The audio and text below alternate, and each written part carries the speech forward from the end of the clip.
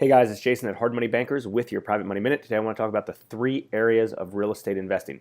So we're talking about wholesaling, retailing or flipping, and rentals. Those are three of the primary focuses of real estate investors, and which one is best for you. Now I believe that there's a time and place for every single one of them eventually.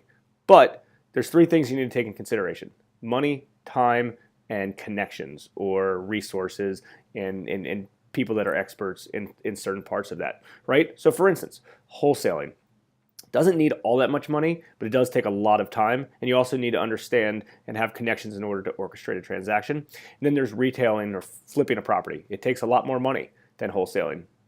Yes, you can get a loan on these properties. Yes, you can use other people's money, but you either need to raise the money or you need to come up with the money yourself. And typically it costs a little bit more money than you expect with construction overages, making payments on the money, things like that. And you also need connections in order to execute on the property, contractors, things like that. And then third is rentals.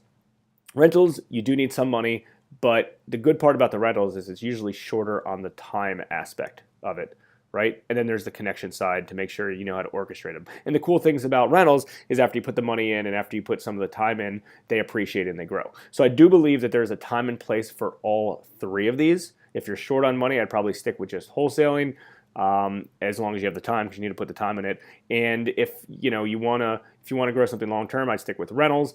And obviously, if you have the time, you have the money, and you have the resources, then do rentals and flips. But again, all three of these are important, and I think that you should be involved in all of them. There's a time and place.